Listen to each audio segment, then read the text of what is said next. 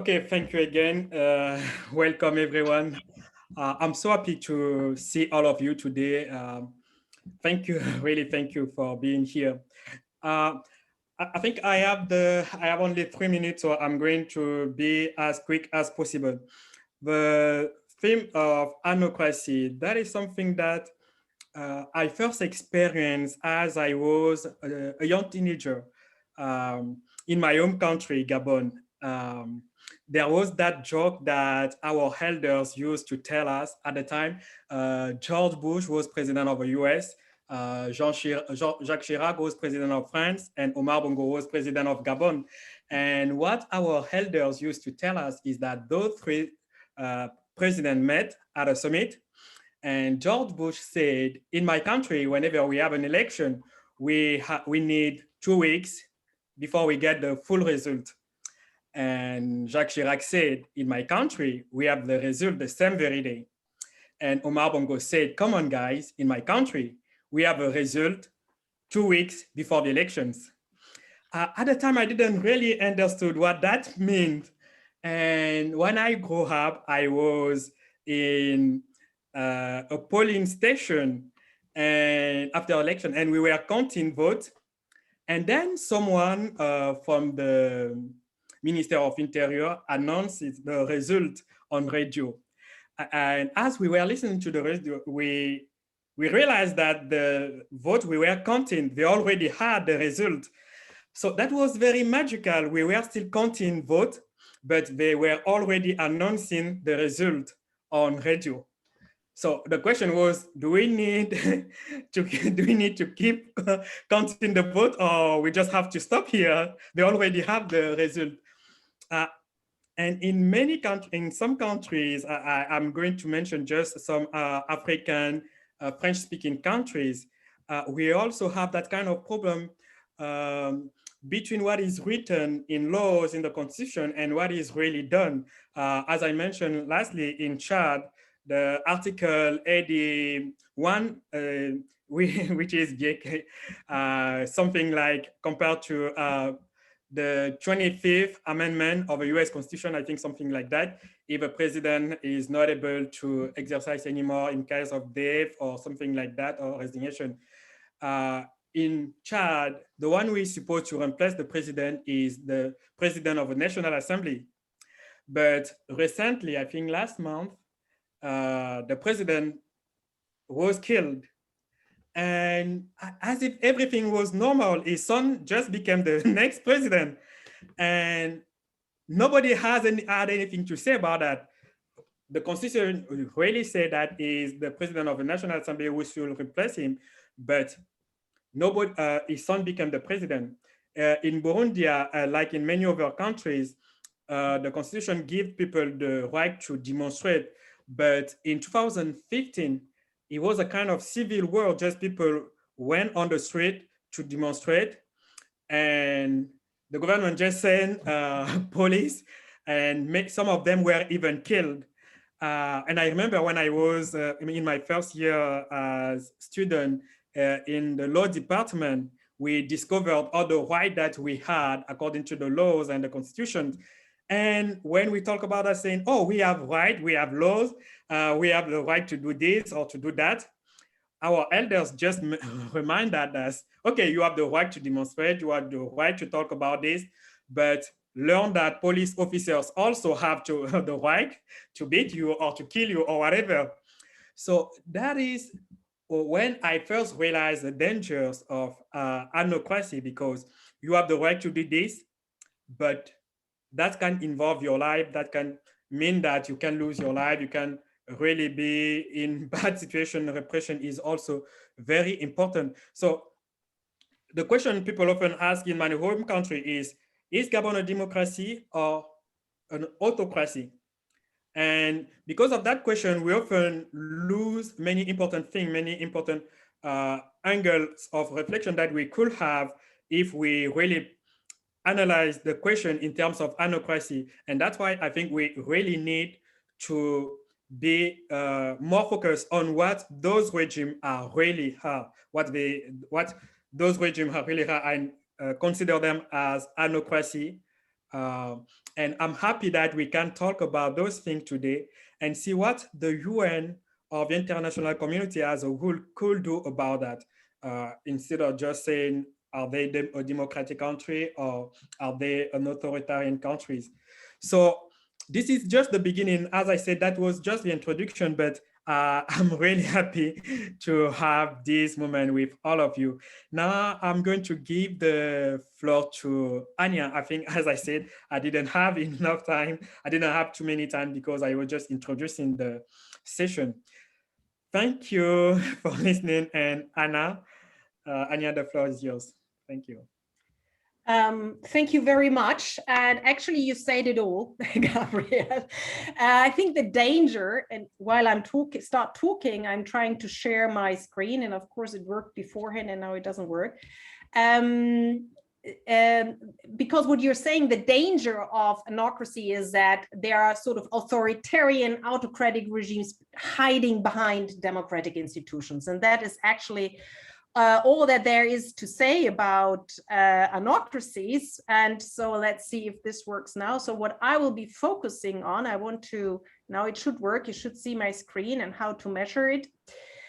So I want to introduce or suggest ways of how to actually measure anocracies, because they can be very tricky, as we have heard. As Gabriel, it was just perfect. You know, you have elections, yeah, you know the results before, or they are fake anyway, and etc., etc.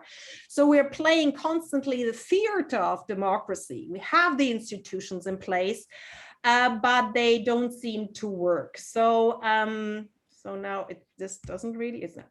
So what comes to our minds, and I looked at various indices around the world. The example I will share with you today is that from Varieties of Democracy, VDEM, a big sort of annual survey to measure also the level, the quality of democracy. I know Kseniya later, she will introduce her results from the World Value Survey. So this is just one survey for the purpose of this session I focus on.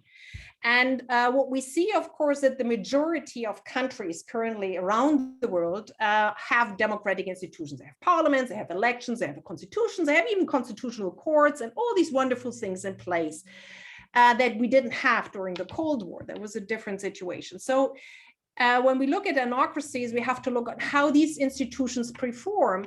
And what I would suggest is that we cannot really look at very new democracies. They're just established like the early 1990s. But these times have passed. Today, we do have countries, including the region where I live in here in Central Asia, where all the countries have turned to democracies or democratic institutions in the 1990s in Central Asia, the post-Soviet space. And they have passed 2, 3, 4, 5 legislative periods, and yet they seem to turn back to autocratic regimes.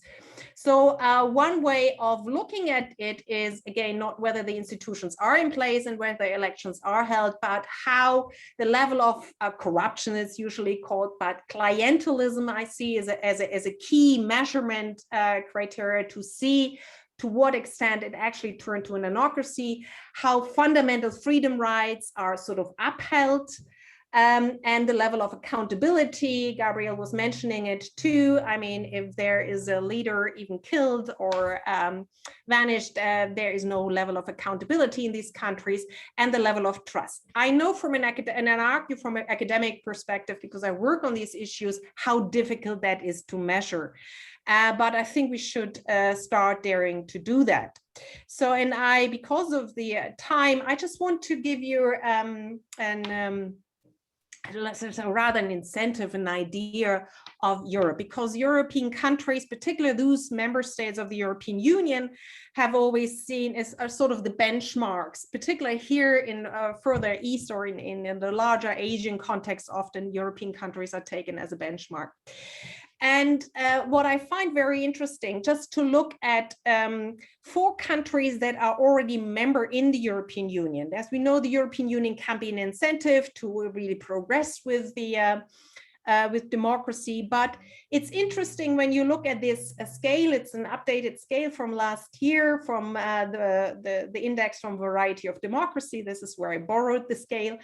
And what you see here is that before the EU accession, Croatia, the Czech Republic, Hungary, Poland, really did all the efforts to perform very well with their democratic institutions, elections, transparency, accountability, you name it, everything was there.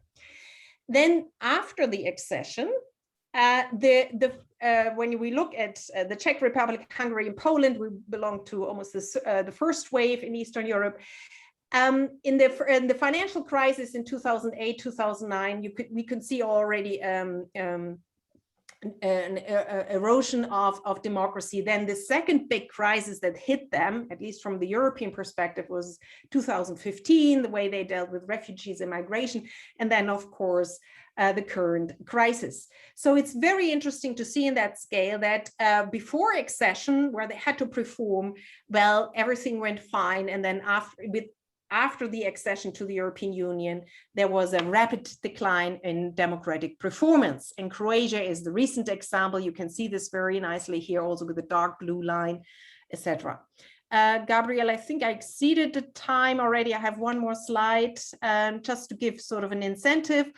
I am not focusing here on Ukraine, even so it's in here because I know Kseniya is doing it. But just to give you sort of an update that even within the European Union, where probably this is a stronghold of democracies, how countries struggle with turning to anocracies or preventing to turn to anocracies.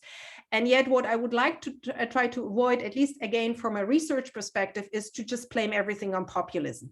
It's just too easy. We have populist leaders in the UK, in Italy, ever so often, in Spain, in France, in Austria, and yet there is not necessarily a return to anocracy.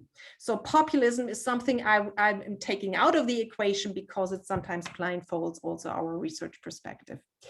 So when I looked at these countries and the data, what I could see is that when we look at how an institution withstand anocratic tendencies, it usually depends on how they respond to crisis, usually international crisis, how civil society counterbalance clientelism within the country, and how the judiciary remains independent. And with this, I stop.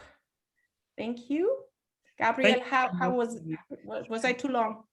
Oh, that was perfect. That was perfect. 6 minutes and 21 seconds. Oh, that was just perfect. So I think now you are going to moderate the rest of the session, right?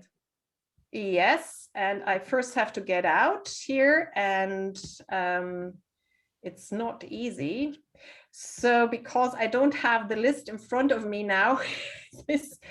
All right, here it is. Okay, so I'm inviting now John Mark Ivy from the University of Western Cape. John, you've just been with us. The floor is yours. I don't see your video on. Can you please turn on your video? I hope connection is fine. John Mark? Can you hear me? Yes, now can you speak, say a few more words? Oh, here we go. There you are. Great. John, the floor is yours. 5 minutes. Very much. Yeah. I will do my best. Sorry about that.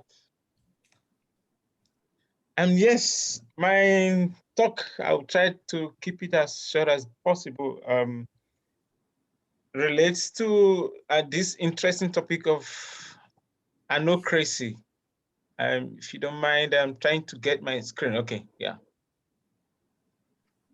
So the topic of my presentation is development as the antithesis of democratic competition and opposition in Africa's anocracy. So I'm looking at two countries, Uganda and Rwanda. Now, I decided to look at these two countries because in my own assessment, they present interesting perspectives to looking at democracy and how it interfaces with and development in Africa. So what I'm going to do is to just look at both countries and the set of facts as they relate to those two countries and the concepts that we are discussing. Then we just highlight the points I think explain the the differences and to how these two countries relate to the concept of anocracies, and how their domestic constituencies, the citizenry, how they respond to the tendencies of these anocratic regimes. And I'll just highlight the points, what I think explains the differences in those two cases. First, the problem. The problem, as I see it from an African perspective in respect of these two countries, can be explained by looking at history. We look at the history of Uganda and the history of Rwanda. First, Uganda has been under President Yoweri Museveni since 1986. And apparently, some, like Gabriel pointed out, some children in Uganda were born under him. They've not known any other president to date. And then in recent years, the president has had to change the constitution. First, to get rid of the limit on presidential term limits. Then he spent the last round, when the age bar also caught up with him. He was turning 75, I think. This time he was too old to contest according to the constitution, but he doesn't want to relinquish power, so he had to change the constitution also in order to remove the age limit. So apparently, from all indications, he has subverted all democratic principles that were enshrined in the constitution. Then we look at the response of the citizens in Uganda.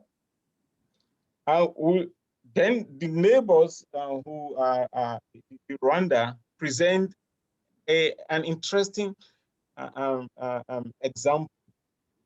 Rising from genocide in 1994, President Paul Kagame started to rebuild the country from 2003 when he took the realm of leadership until date when he had to also change the constitution in order to allow him continue or stand election, even though he had already served 2 terms. First, as a president, the Rwanda constitution, in terms of Article 101, says the president is only allowed 2 terms of 7 years. And Kagame served 2 terms, and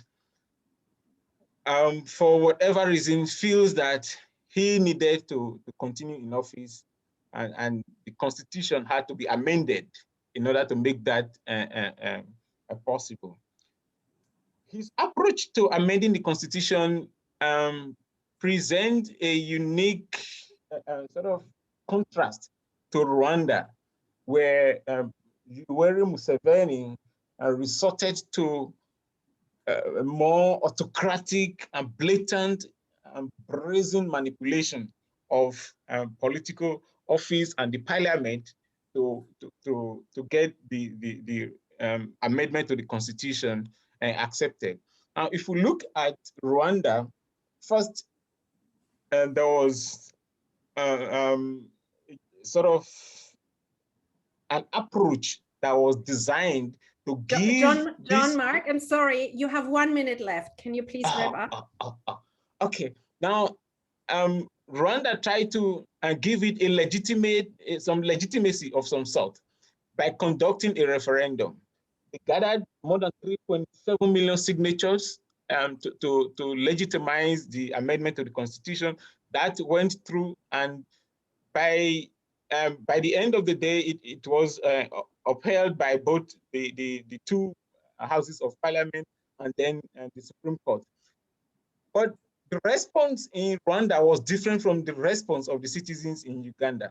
In Rwanda, it has been more of support, for lack of a better term, of the amendment. And in Uganda, it has been more of resistance to such autocratic tendency from the citizens.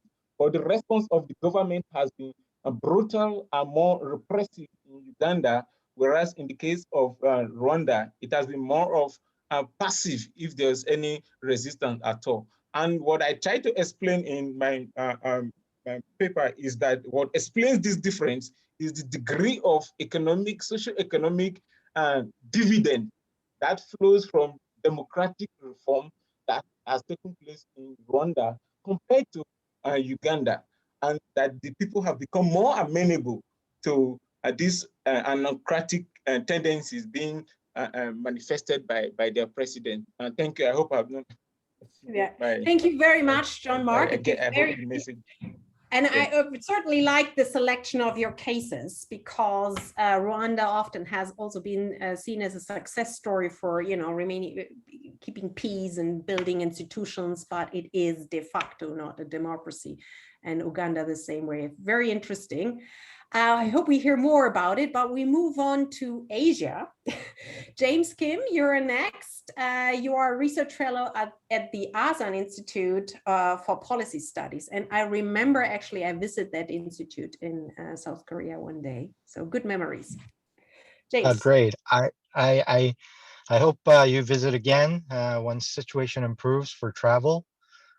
Thank you, Anja, for that introduction, and congratulations on this panel to all the organizers and the Academic Council and the UN for this wonderful conference. I think we need to have more of these kinds of discussions, and it's very good that I'm very privileged and feel very honored to be on this panel with such distinguished experts. I think I'm going to try to make this short to leave time if I can. I think the topic that the panel is trying to tackle is quite timely, given the debate that we're having in East Asia about the role of values in policy. And this is especially so after the last presidential election in the US, with the new Washington administration's focus on value-based approach to policy. I also think that the Academic Council on the UN to focus on this topic is especially relevant as well, given that there's quite a bit of empirical research which shows that state participation, UN member participation in UN-led initiatives like peacekeeping and peace building is quite high among democracies when you compare that to other non-democracies. So promoting democratic ideals would be of some interest to the United Nations. Having said that, now, I think there's, on the issue that was raised, I think analytically, anocracy is not a concept I'm familiar with, because the way that I was trained and the way that I think about this issue always was a dichotomy between a democracy versus a non-democracy. So to give that an extra layer of complexity, I think is an interesting proposition, but it's one that we need to think more proactively about exactly what we mean when we talk about anocracies, other than simply to, how is it different from other non-democratic regimes, if there is a difference? I think that analytical work, that conceptual clarity, I think is important if we want to move ahead. Having said that, I'm going to assume that anocracies are equivalent to non-democracies in my presentation. And if you look at the literature on democratic transitions and consolidation, especially after 1970s, after what we often refer to as the third wave of democratic transitions. And I think Samuel Huntington was the first to coin that term. There's been a lot of built up cumulative knowledge and years of research on this phenomenon. And we have a very good understanding of why democracies rise and why they may fail. Well, certainly the modernization thesis, which posits a link between industrialization and democratization, has had much influence in how we think about this problem. But there's quite a bit of research which also shows the limitations of this theory. Przeworski's seminal work, for instance, does not necessarily suggest a linear relationship between development and democracy. And empirically, if we look at places like Asia, we know that there are exceptions to this, to the modernization rule when we look at countries like Singapore or even China. So these are standout cases that you can look at. And even the advanced democracy, the so-called advanced democracies of East Asia, like Japan and South Korea, have certain kinds of inadequacies. For instance, the Japanese system, and I guess the Japanese colleagues can jump in here, has shown that inter-party competition is relatively lacking, even though we know that there are intra-party factional competition. And South Korea, if you look at history, has had a problem with rule of law, as evidenced by the number of former presidents who've been indicted for various scandals and questionable, application of constitutional rules. What all this goes to show is that modernization thesis, in whichever form, has inadequacies for explaining the process of transition and consolidation. On the flip side, on the question of democratic breakdowns, as we know based on extensive works by scholars like Quan Lin's, these are often associated with role of disenfranchised military and cleavages among ruling elites, as we've seen in cases like Myanmar or even Thailand. In my view, if we take all of this research together, what it goes to show us that there are two very important aspects of democracy deficit. And I think Anja spoke to that issue, and a lot of previous speakers spoke about that issue as well. Number one is the politicization of the military. How do we address that problem? The second is the strong rule of law. And I think a lot of folks talked about the strong rule of law, but I think, one of the reasons why democracies break down is because the military is politicized. It becomes politically involved. And the question is, why does that happen? And how do we prevent that if we want to promote more democracies? I think these are some areas where the UN can play some role, but with caution, given the concern about infringement on state sovereignty. And intervention of any kind on internal affairs of any state will likely face some kind of resistance in Asia and other parts of the world. Asian countries in the past have often latched onto the concept of the so-called Asian values to challenge outside intervention on matters of internal affairs. So in many ways, I think the UN's role is somewhat challenged when it comes to addressing, quote unquote, the dangers of anocratic states or anocracies. Most certainly, promoting greater transparency and making information available may appear sensible, but whether this will have measurable impact is questionable given the challenge that the UN faces from a principle perspective and exactly what it is trying to promote. And here I'm raising a deeper fundamental problem associated with the whole idea of liberalism itself. To be more precise, we need to come to terms and really recognize the reality that the ability to defend liberalism as an idea is challenged by the sheer fact that the principle itself promotes tolerance of even illiberal orientation. And I think to some extent, we need to come to terms with this challenge and accept this reality before we can talk more frankly about what to do given this limitation. But that's about most I'm going to do for now and leave the rest for discussion. Thank you. Perfect. Thank you, James. I was just sending you a message, 0 minutes left. Perfect on the time. Thank you very much. And I hope we can engage, I'm not sure at this panel or maybe in another occasion about this Asian value thing. I've worked many years now in the larger realm of Asia, and people keep explaining this to me what it is, and I haven't understood it. So I need to understand what this thing is and why it is apparently so different from other values. But we move on back to Europe and the post-Soviet space, which is, I want to say, almost full of anocracies, but Kseniya knows much more about it. So Kseniya, the floor is yours, and you're sharing something with us. Thank you so much, Anja. I hope I know more, but to be honest, there are more questions than answers for me.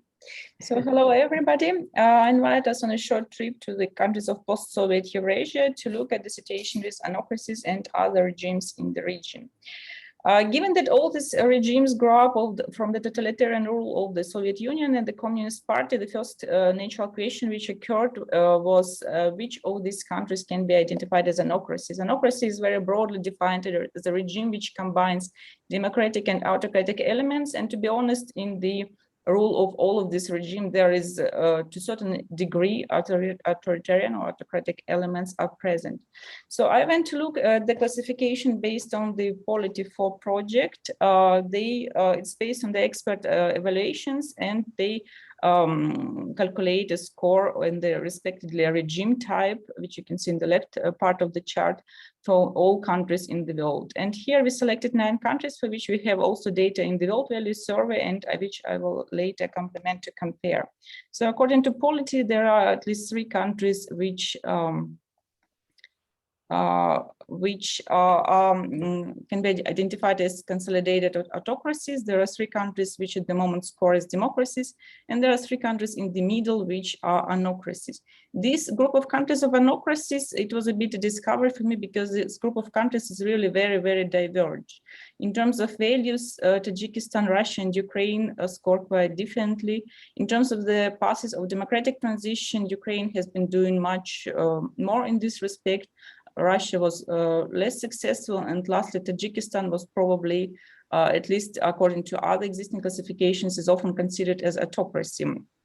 But here it scores as anocracy. So the question which I had on my side was, what is different between these 3 countries? What is the presence of actual autocratic elements in these 3 regimes? Are they comparable, or do we need more research on this to see which of these anocracies can possibly evolve into democracies or are likely to decline further into autocracies? As a sociologist and as a survey researcher myself, I decided to take approach from the position of the political culture of the population. Of course, we recognize the leading role the political elites play in the regime development and outcomes of this process, but nevertheless, by many political scientists, political culture of the population is considered to be a normative and value environment of the political system in which this political regime and political system are deeply rooted and embedded. And if these roots are deep enough, the regime is likely to be sustainable and stable, regardless if it's democratic or autocratic. And respectively, if there is a greater mismatch between the type of rule selected by the political elite and the set of mindset of the population, which is predominant or mostly widespread, we can likely expect developments of the regime in either side. So here, for the sake of time, political culture, of course, is a very complex concept. There are many attributes, elements, which can be considered a part of the political culture. For the sake of time, I selected 3 pairs of indicators. The first one refers to the understandings of democracies. In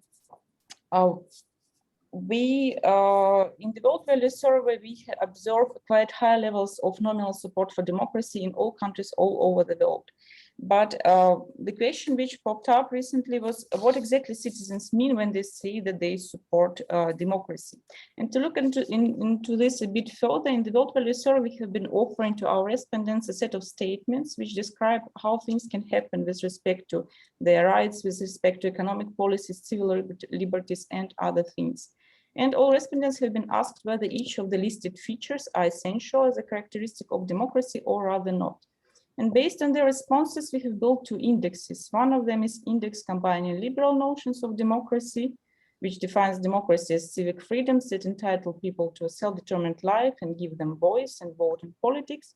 And by contrast, illiberal notions of democracy combine autocratic elements, which define democracy as obedience to the guardianship of rulers, whose authority defies constitutional checks, public criticism, and electoral contestation.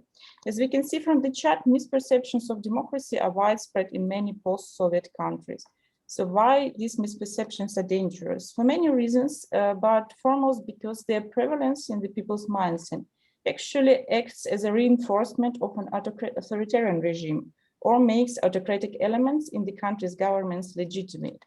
On the other side, high expectations from a democracy in terms of economic welfare is also dangerous and implies regime fragility, when not civil liberties and not the rule of law, but other outcomes, predominantly those related to people's material well-being, are seen desirable.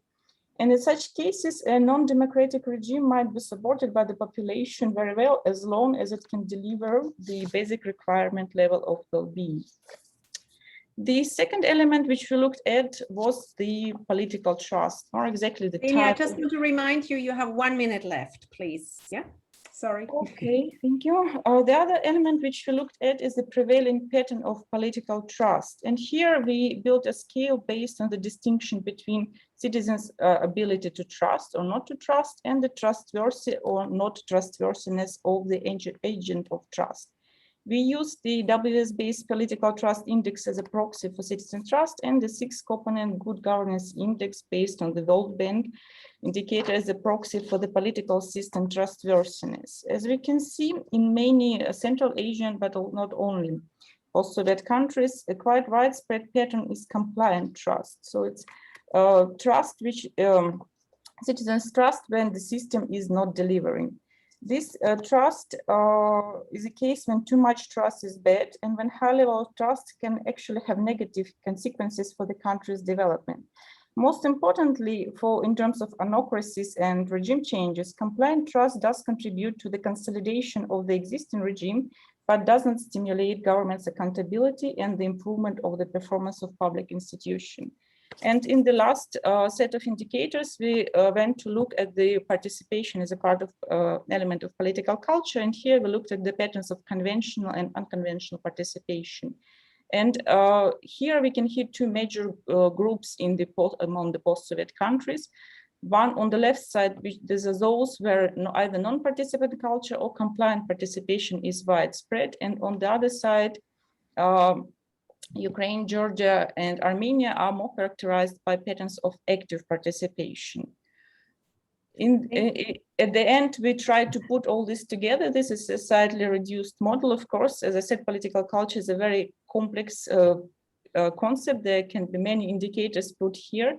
But what we find here is that there are countries where indeed political culture of the citizens is very much responding to the direction in which political system is developing.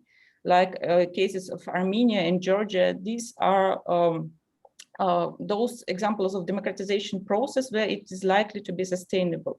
On the opposite to this, for example, Kazakhstan, Russia, Tajikistan are those cases where a predominantly authoritarian mindset is widespread among their populations. And in this respect, if you look at the three autocracies, Russia, Tajikistan, and Ukraine, we see that in terms of the future development, Ukraine probably has more chances to evolve into a democracy, while the other two countries, despite the fact that they now are classified as anocracies, so transitional regimes or hybrid regimes, they have quite high chances to consolidate into autocracies. That's all. Thank you so much. Thank you so much, Kseniya. I know you have a massive volume of data, and it's always fascinating to look at the World Value Survey and the results, and you presented some of it. And what I find striking always when we look at the post-Soviet space and post-totalitarian countries, they already inherited institutions. Yes, they changed it, they reformed it, obviously, but it wasn't like there was much of institution building, and yet like in post-conflict societies, when we look at Afghanistan or some other conflict-torn societies in sub-Saharan Africa, we've heard about Rwanda, and yet still they even if you inherited institutions, you turn into anocracies, let's say, yeah. And so it's not just a matter of whether you come from post-conflict, post-war society or post-totalitarian society. The results can be the same. Why that is the case, I hope we have later time to not only discuss it, but also to elaborate on it. And here I move on to Daisaku Higashi from Sophia University in Tokyo. You're joining us from Japan, right? So it's really late. That's right. Daisaku, 12:45, yeah.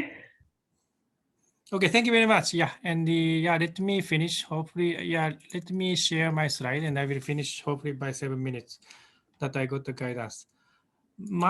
I specialize in the post-conflict peace building, and I argued that maybe there's a consensus that UN-led peace building, nation building after armed conflict, started after the end of the Cold War because it became possible for P5, including Russia and China, to agree on supporting the creations, at least ostensibly democratic governments in the one-ton states.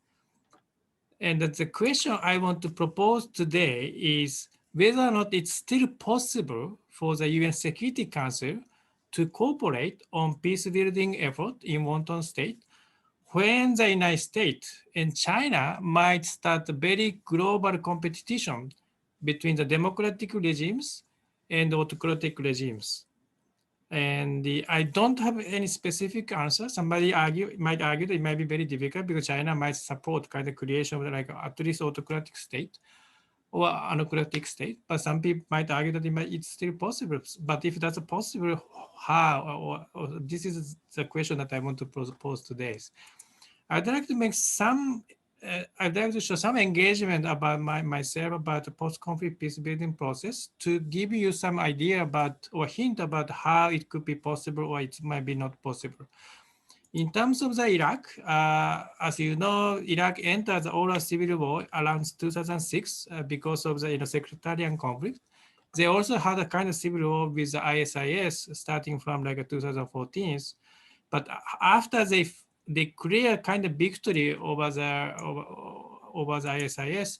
I had a chance to visit Baghdad in the Iraq in February 2018 because I was assigned by the Japanese foreign minister to make some intellectual contribution to Iraq peace buildings.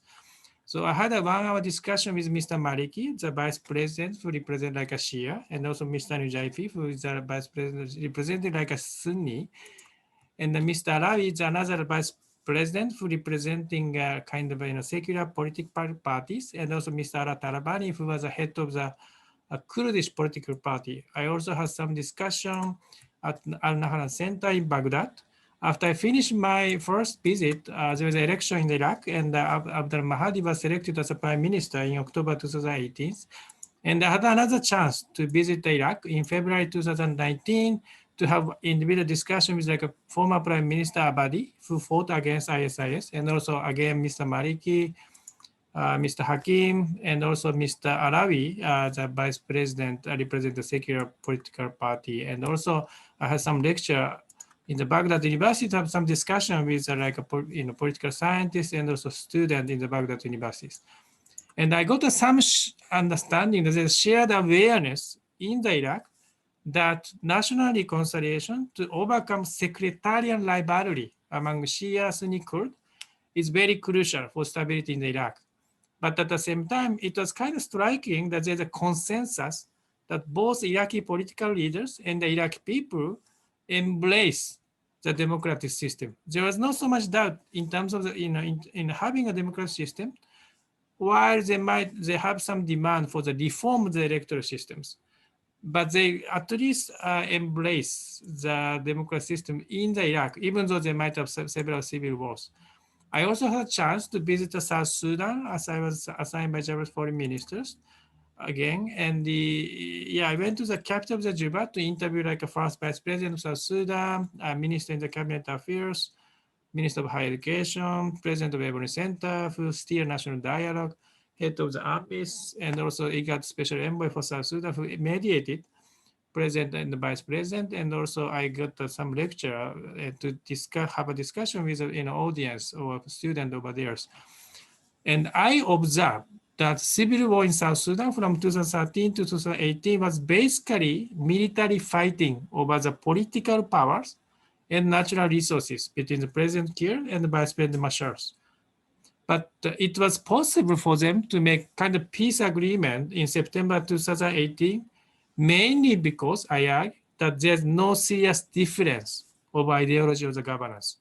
It was interesting that the both sides at least embrace kind of democratic system. In their case, it's a presidential systems. Of course, it was very difficult to implement peace agreement. At least this peace agreement still keep hold. There may be some delay, but it still keep holding.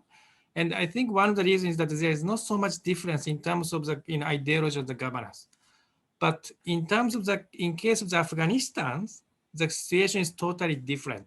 I had some field research in 2008 to interview many ministers, like the Minister of Finance, MRRD, and the Minister of Waters. I also collected the 200 opinion survey in the 3 different provinces.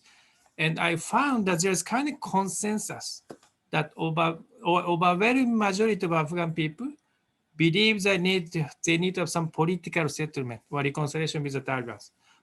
But however, there has been critical difference, I think, between the Afghan government and the Taliban on the idea of the governance. And I always argue that this could be one of the biggest challenges that Afghanistan might have over the peace negotiation in the future, which is quite, striking issue right now. And I'm planning to publish a book, Inclusivity, Mediation, to Peace Building, UN Neighboring State and Global Power, from Edward Elgar, which will be published as one of the Akuna series on the UN system, maybe in the end of this year. I already finished my manuscript. But I put this question in the last part of my book because Syria also might start some kind of post-conflict reconstruction with a democratic transition. And I think if creating kind of autocratic state or anocratic state become common in many parts of the world, United Nations might have serious challenge on how to support peace building because there might be some difficult contestations among the governors after the military conflict in the war state. So this is something that I want to discuss with you, and thank you very much for listening to me. Thank you very much, Higashi. And also what you highlighted again, peace building might be a very legitimate achievement or goal, of course, but without democratic institutions, without some level of democracy, it's just simply not possible. And you highlighted also the importance of reconciliation. Bringing the conflicting parties on one table is already a major achievement, also in terms of institution building, and many even peace building processes fail to do so, and then democracy, of course, is very difficult to establish. Very interesting also to talk about post-conflict societies. And now, last but not least, Richard, the floor is yours, and you give us the conclusion about why do anocracies exist? Don't know if I can tackle that big question, but I certainly will delve in, and I was very pleased that Daisaku could go before me because I will be sharing some research on a book that I wrote a couple years ago, Democratic Peace Building, Aiding Afghanistan and Other Fragile States. And it's that entry point that got me interested in this subject. Afghanistan was a key focus. Really glad that Daisaku, though, also gave us experiences, insights from Iraq and South Sudan. For those who have joined us later in the panel, I do want to shout out Happy Charter Day. It's a very important day, and I promised Aziza Mohammed that I would say that, provided she gets on the screen now and asks a very good question to us in a few minutes. And a big shout out to two of our participants in the panel, who I also hope, even though it's past midnight in Tokyo, Professors Popovsky and Yasuhiro, thank you so much for being with us at this late hour of the day on the final day of the ACAN's annual meeting. So on this subject matter, and building on Daisaku's remarks, as he outlined, many challenges and setbacks with the democratic transition model after war. We've been doing it in a big way since the end of the Cold War, despite the costs, politically fraught, how complex it is.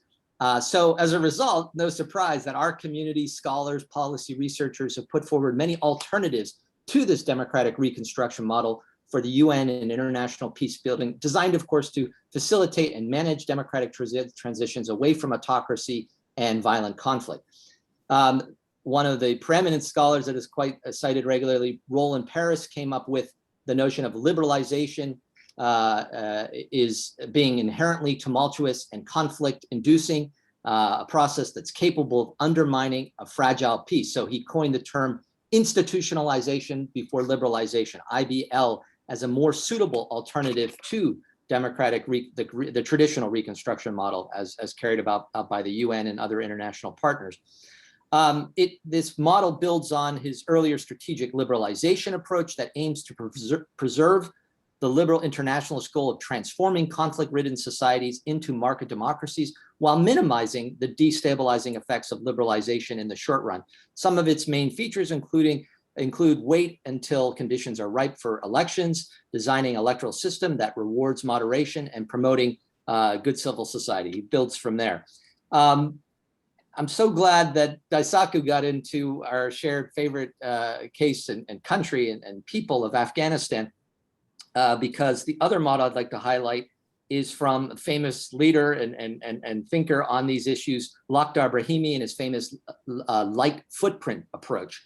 And it was something he applied to Afghanistan in the period of 2001 to 2004 when he was the SRSG, the early days of the bond process. He was eager to emphasize local leadership and de jure authority. He described the new UN assistance mission in Afghanistan that he led as an integrated mission that will operate with a light footprint, keeping the international UN presence to a minimum while our Afghan colleagues are given as much a role as possible. Shunning the scale of international executive responsibilities and the resources that were put into these international administrations, East Timor, Kosovo, other parts of the Balkans in the 1990s, Brahimi sought a role for the UN to bolster Afghan capacity, both within and outside the state, and for UN agencies to draw on common support services. In military terms, the light footprint approach is translated into relatively few peacekeepers. Well, they weren't even really peacekeepers. It was a NATO-led ISAF force compared to other peace operations. And so for the first 2 years of the bond process, the presence was restricted to Kabul for these international forces. According to Michael Doyle, well known in our community, Brahimi opposed a coercive imperialistic approach, and the US was unwilling to send 300 to 400,000 troops to Afghanistan. Brahimi therefore had to accept that President Karzai would be the mayor of Kabul at first, and with a slow evolution toward greater authority over time. This light footprint approach to international peacebuilding draws in part on recommendations found in the 2000 Brahimi report on peace operations. My colleague Bill Dirch from the Stimson Center was the chief author of that enterprise. And it subsequently considered what was applied in the case of Libya in the aftermath of the Arab Spring. And people are quite critical, which leads me to the third point in my approach, why I'm critical of both of these two previous ideas, as scholars do. We critique each other. The evidence of the past 2 to 3 decades suggests that the democratic reconstruction model is indeed too complex to implement, politically intrusive, and too costly to be sustained. But at the same time, this IBL, institutional before liberalization approach, risks of aiding authoritarian elements and fails to acknowledge the limited staying power of international actors. And the light footprint approach commits insufficient international staff and financial resources for developing critical indigenous capacities. So my alternative, the democratic peace-building approach, which at the core of it is a dynamic long-term process of institutionalizing and expanding the democratic legal authority within a weak state or territory to reduce the propensity toward violent conflict. The book, of course, goes into great detail on this, building on particularly the Afghanistan experience and some other cases. But let me give 3 quick elements: assessing pre-existing local conceptions of authority and the degree to which they diverge from a democratic legal authority.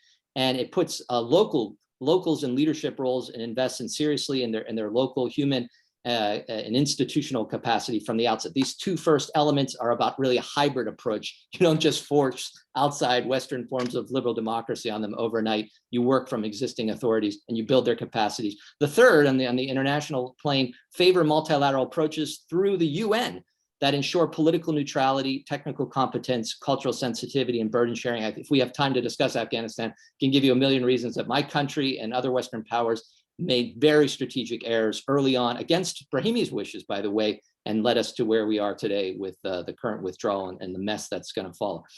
Unlike, I'd probably have less than a minute, but unlike the IBL and the light footprint approach, the democratic peacebuilding approach acknowledges that in most post-war situations, donor resources peak early during the first 2 to 3 year period of an intervention and then steadily decline despite the best formulated strategies. So two-way accountability and partnership building mechanisms are needed. Daisaku referred to Iraq, which had a compact mechanism, learning from the Afghanistan experience. The Peacebuilding Commission, many years. These are new tools to sustain the international community's engagement and mitigate the short-term approach that we saw in the 1990s and that the Brahimi report was partly a response to.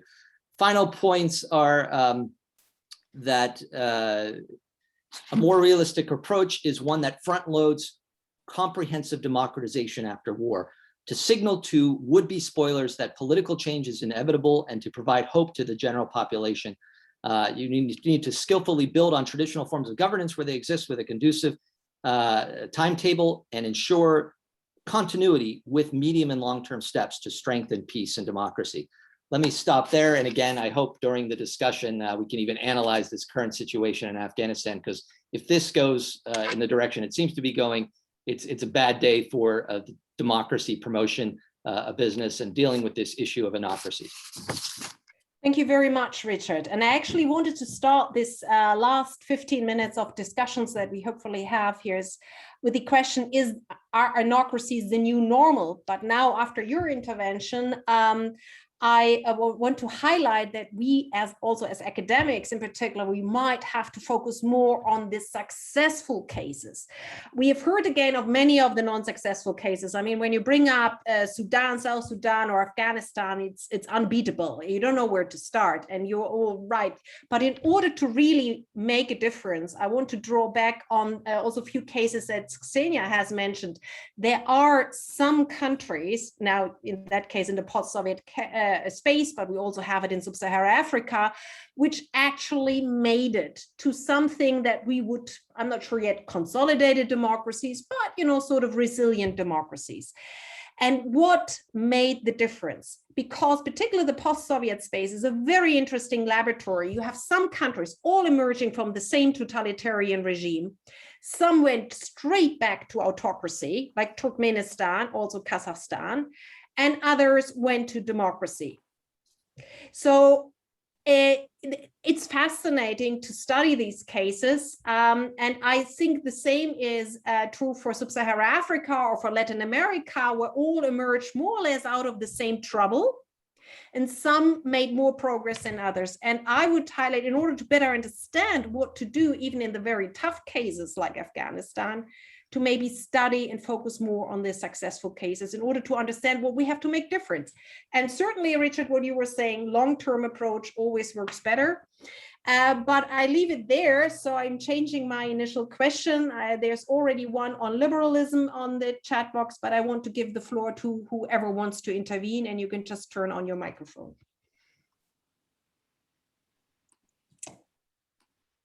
Anybody has a question? Otherwise, John Mark, I want to come back to your liberalism question that you have. You asked James actually about this because he elaborated on the liberalism, the role of the liberalism. We've heard it now in all the presentations briefly, that liberalism is sort of almost non-debatable because fundamental freedom rights, and mutual respect, of course, without that, we cannot really imagine a peaceful society, let alone a democratic. So how important, maybe we have to make some compromises there. I don't know. It was a question to James. What do you think? Yeah, this is a question that I've been wrestling with ever since I read, I believe it was Arthur Greenstone who posed this idea first. When I read one of his books on this topic, I vaguely recall, I don't even recall the title of the book. This was during graduate school. So one of the challenges I often have when I talk about this issue, and I think Richard and Daisaku pointed out clear cases where UN can play some role, granted that there's demand within those countries for democratic transition. And as Daisaku pointed out, in the case of Syria, that may not apply. So in these cases where, countries that have either suffered civil war or some kind of war-torn countries where you're trying to build a new institution or new government, then maybe, there is a role for the UN to play in that case. But how many cases are we talking about outside of that? And I think you raised some of these issues where, okay, transition demands are there in some of these countries, but it's not clear exactly what they even want. And I'll give you an example of this.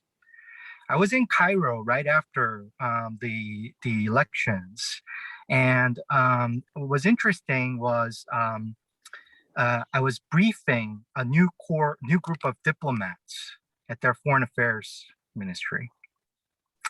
And the question that and I was actually talking about this topic of, what is democracy and so on, and how it's linked, if at all, to, what kind of democratic institutions you need in order to consolidate a democracy. And the question that I got from, these sort of freshman core of foreign affairs officers was, why hasn't elections led to movements towards economic development in Egypt. And this sounded awfully interesting to me because, and you were talking about this, Anja, with respect to your question on what is meant by Asian values. And I think it was Lee Kuan Yew who basically made that into a very simple equation, right? Instead of borrowing on, well, he might have borrowed from monetization theory to say, maybe there's a causal linkage between the two. He didn't even do that. He just simply said development is democracy.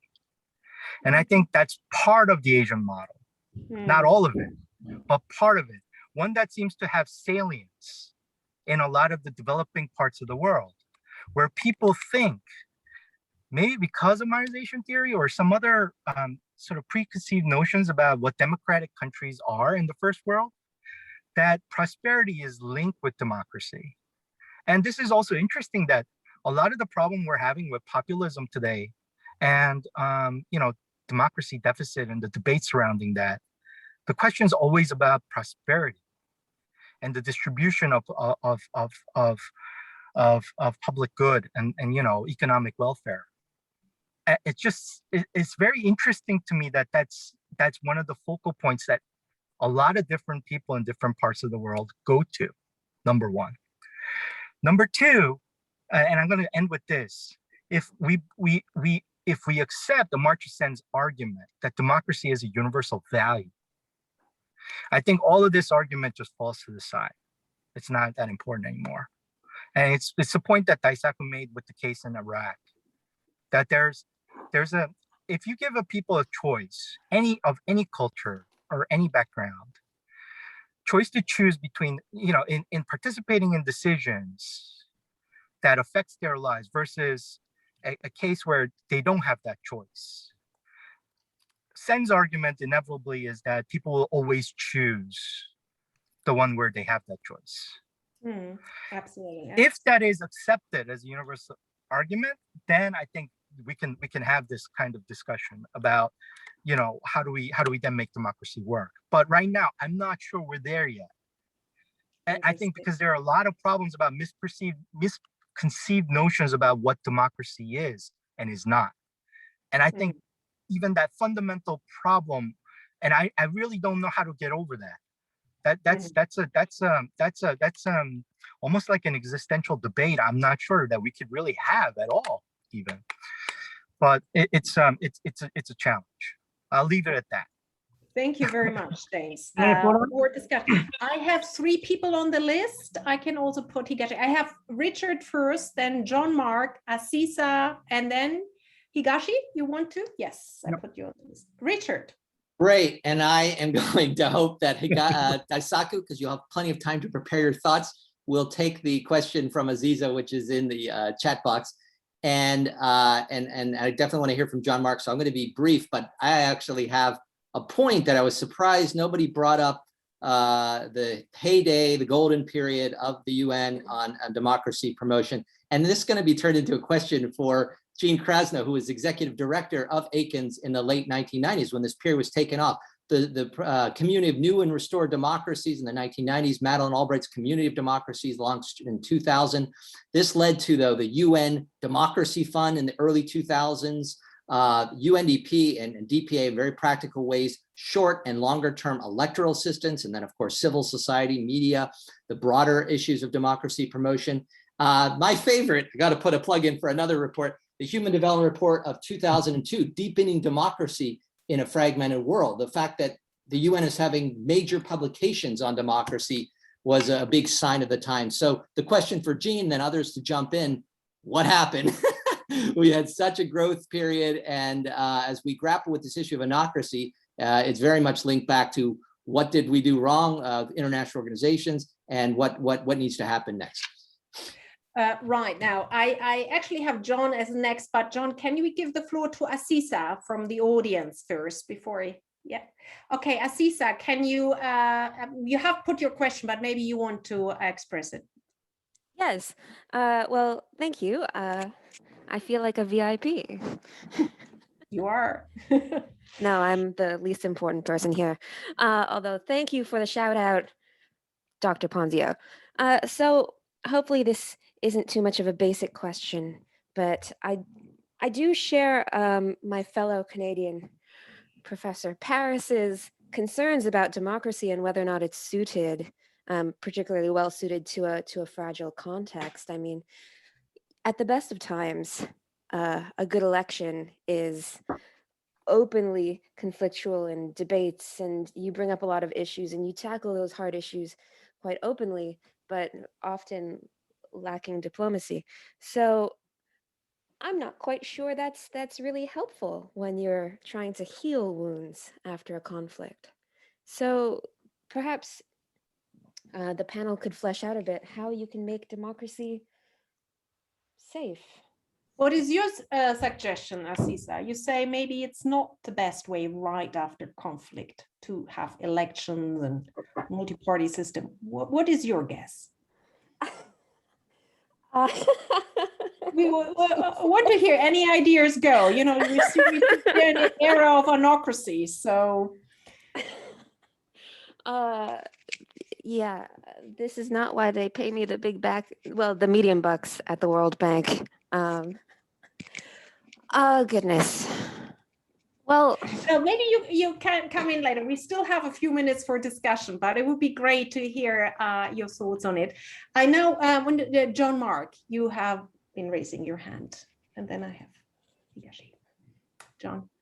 Thank you. And I was just struck by Aziza's comments, and it sort of resonates with what I found when I was reading up for this presentation, that in Rwanda, it does seem people are not so much, okay, a country of about 6 million people, more than almost 4 million signed up on a petition to amend the constitution to allow the president to run for supposedly a third term, and apparently could run for another possible 2 terms.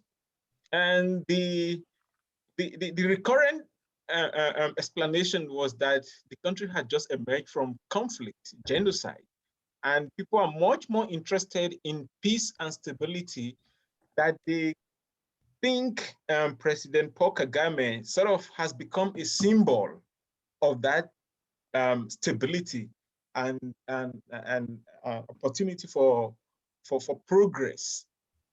So he didn't even need to deploy the apparatus of violence or organized, security forces at his disposal to get people to buy into the need for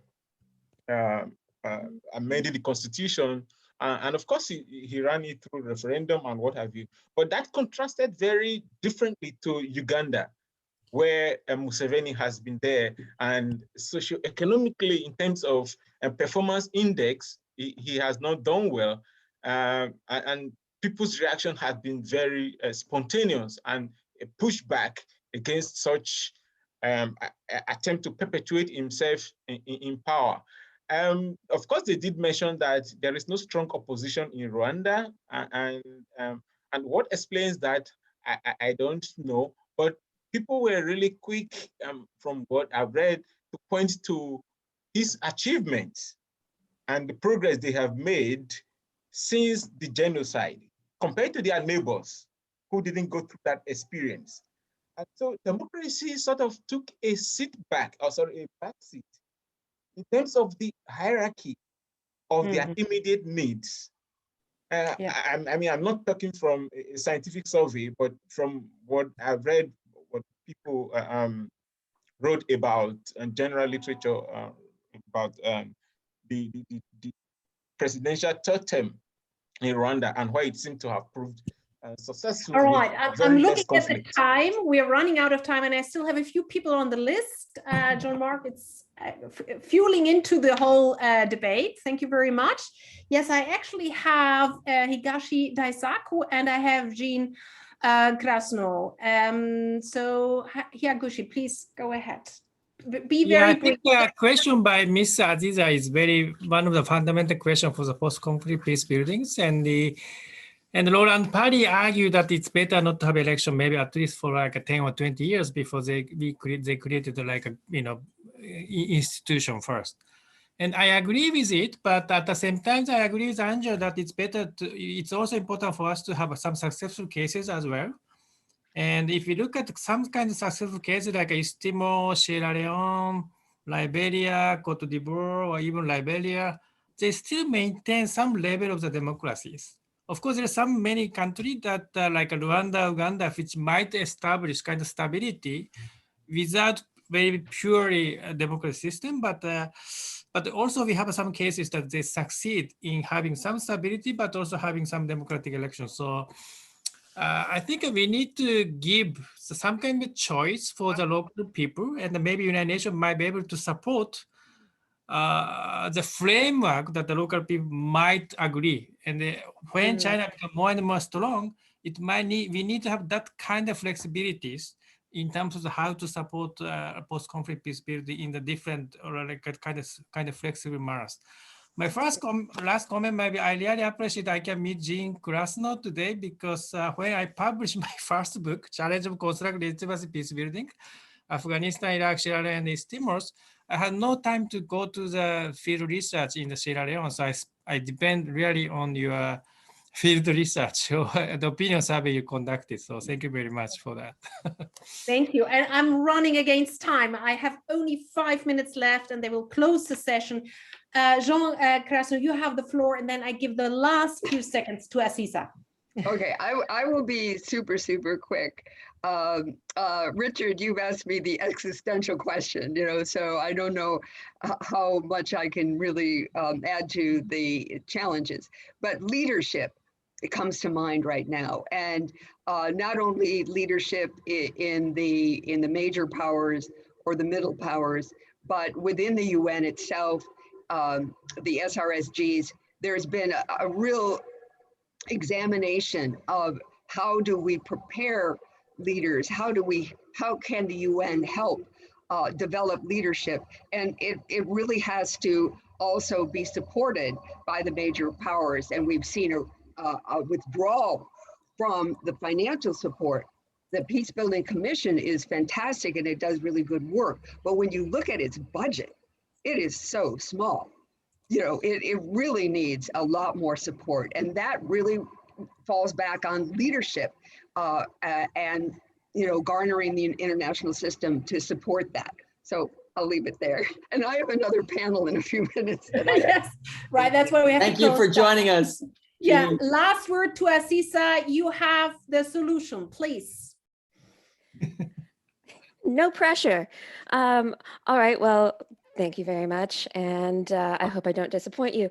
Okay. So I would first lay out my small credentials compared to our esteemed panelists, which are that, I come from a constitutional monarchy, have spent time working on governance in actual monarchies in the Middle East, and also lived in the crazy democracy of the US. So I've sampled what's out there. And I would say that, especially for a post-conflict setting, you would want a hybrid approach where you draw upon traditional, not just traditional power leadership, those dynamics, but also sources of expertise, and I would say subject matter expertise. And this comes from my experience as a Canadian, where we have a Senate, not like the American Senate, but a Senate based on expertise, people who can give a sober second thought on the things that our elected representatives have to present on the parliamentary floor. And I think it's a useful exercise. Alexis de Tocqueville and I are BFFs. So, I think that especially in these transitional periods of a country's history, if you have those traditional elements of power and established expertise, given some authority, but also giving those more vulnerable groups the hope and the excitement of thinking they're going to be able to help choose the direction of their country and shape their own futures, I think that's a really good way to do it.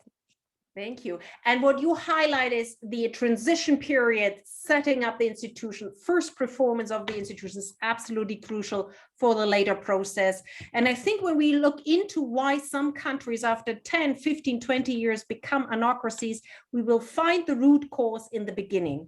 That would be my concluding sort of observation here. I think it's the beginning of anocracies at the beginning of this regime change. Thank you so much, all of you, for joining us. Sorry, we're running out of time. The next panel is waiting. Thank you, particularly to our audience for the great ideas, and again to the panelists. Pleasure having met you. Thanks, everybody. Go to bed in Tokyo.